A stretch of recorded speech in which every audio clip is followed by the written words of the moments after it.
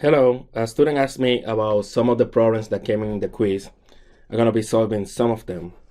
For example, here we have x cubed minus 125 equal to 0. So we need to find the values of x. So here we need to solve for x. So one thing that you can do is add 125 in both sides of the equation, here and here.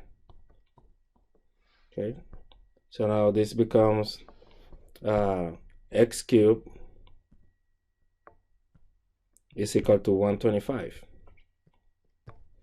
which is the same as 5 cubed, right? 5 times 5 times 5, 125. So you have that x cubed is equal to 5 cubed. Okay, so next thing, well, you can easily see that if the exponents are the same, then x has to be equal to 5. But if you take the cubic root of both sides of the equation, then these two will cancel, and this will cancel, right? Because the cubic root cancels an exponent of the third power. So x is equal to 5. Okay.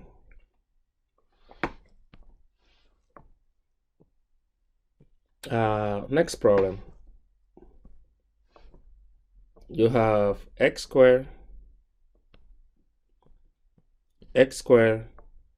minus 4.3x plus 2.3 equal to 0. The easiest way of doing this is using the quadratic formula.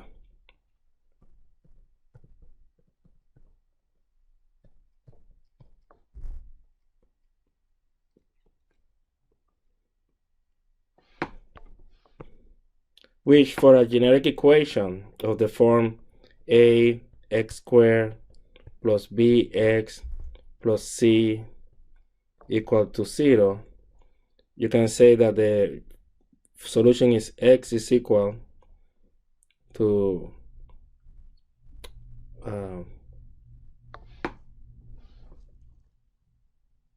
minus b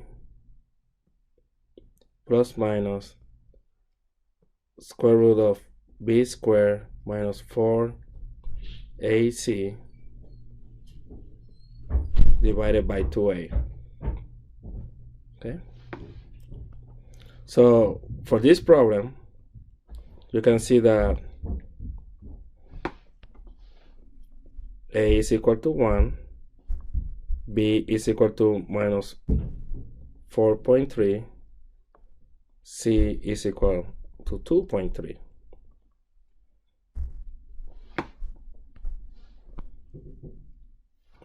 So if you substitute this in the formula, you have that x is equal to minus 4.3 plus minus square root of minus 4.3 square minus 4 times 1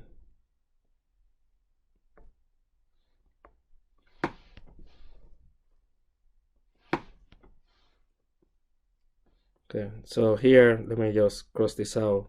So minus 4 times 1 times 2.3. All that divided by 2 times 1.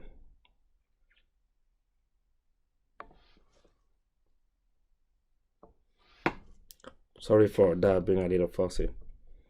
Okay, so if you put this in the calculator, you will get two solutions, right? One that is positive, one where you're adding the radical, and one where you're subtracting the radical, right?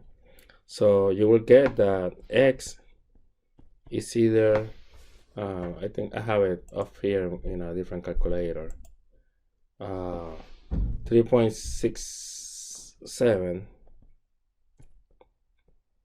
and also that x is equal to 0.63. Okay, but quadratic formula. The next two problems that they asked me are involving complex imaginary number. Okay, so when we're dealing with imaginary numbers, there are a couple of things that we need to remember. One of them, the definition of I, where we have the I is equal to the square root of -1, and the I square is equal to -1, right? That's important. And you can expand that I cube is equal to -I.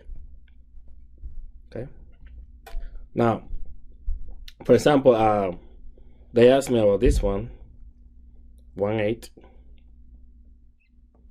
plus square root of 17 over 8I square.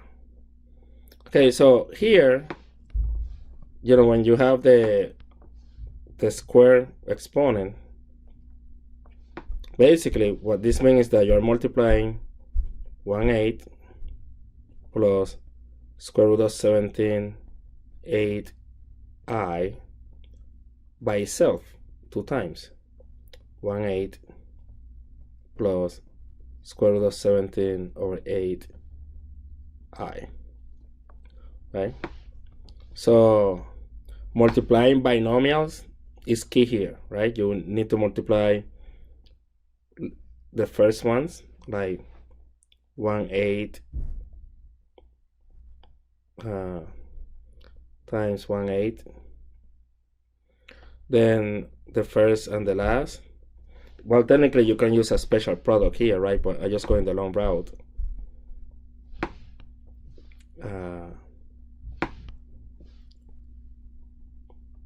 These two.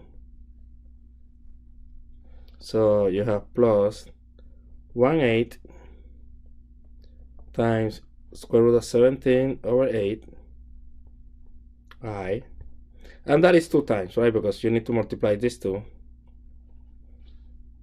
So 2 times that. And then finally, the last ones, these two. So you will have square root of 17 over 8 times square root of 17 over 8, and then you're going to have I squared 2 times. Okay, so now putting everything together. First, this part. 1/8 times 1/8, that's 1 over 64. Plus, now this part here, right? Here you will have 2 times over 64 square root of 17I, right? This will cancel, right? So you can have that over 32. And then finally here, this I square, remember my definition will make this negative. And here you have square root of 17 times square root of 17, that will be 17 on the top, over 64. Okay. Now combining terms, here you have minus 1764 added to 164.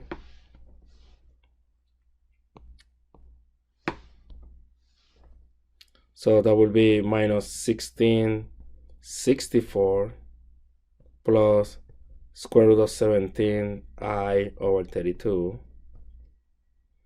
This simplifies, right, as minus 1/4 plus square root of 17I over 32. Okay, and that will be the final answer for that one.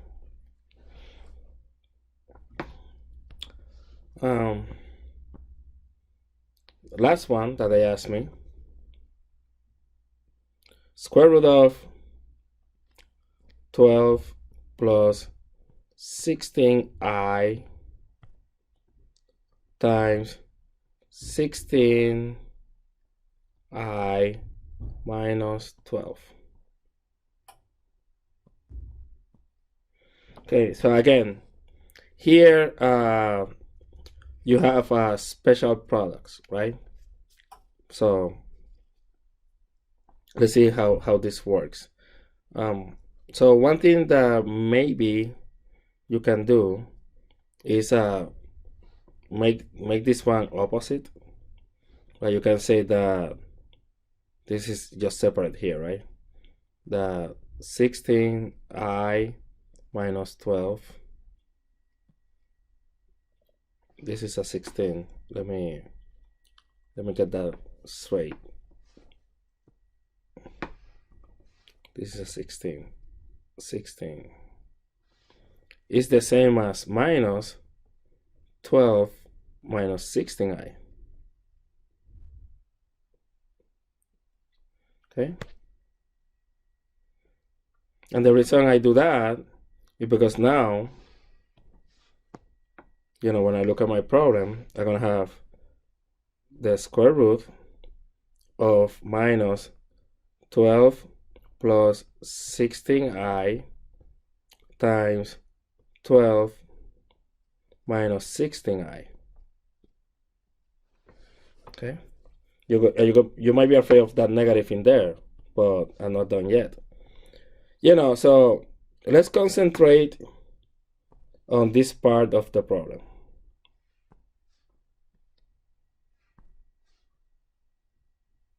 Let me get a different color here. On this part of the problem. Okay, this part here. Okay, because in that part of the problem, what you have is it's basically a special product. The special product says x minus a times x plus a, that's equal to x squared minus a squared. Right? So if I do 12 minus plus 16i times 12 minus 16i, that's the same as 12 squared minus 16i squared, which is the same as 144 minus, and here we have 16 times 16, that's 256 I squared.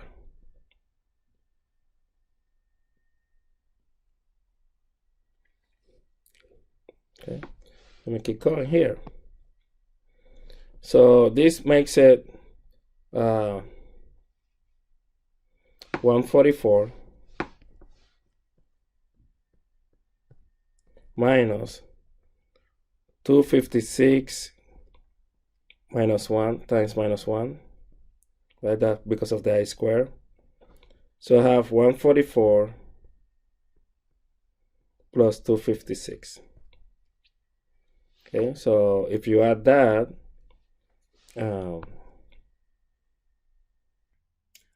sorry, I had to pause, but then, so that gives you 440. So, and then that, sorry, actually 400. 400. Let me just put it here. Maybe actually erase it, that way it looks good. Sorry, I kind of like, I don't use this that much. So 440. And then that number actually comes here, right? That, I mean, I just did this yellow part, right? So you will get that this is equal to minus square root, I just say 440 again, it's 400. Minus 400 which is the same as the square root of 400. I'll put it down here. Sorry for the sloppiness. The square root of 400 times square root of minus 1. So this is 20i. Okay, so hopefully, you know, I will forward the PowerPoint and then also the video. Okay, so hopefully that will work. Please keep asking questions.